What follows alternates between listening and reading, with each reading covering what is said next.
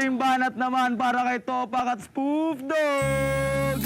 Yo, naiintindihan ko, miss, kung ba't ka nagmamalinis. Ikaw ba naman may kamping mukhang magmamais? Talaga. Tingnan nyo yung itsura ng dalawa. Para silang magkapatid na paa. Hoy, kumakapintas kayo. Kala nyo sa amin paa. Pero may collagen yun.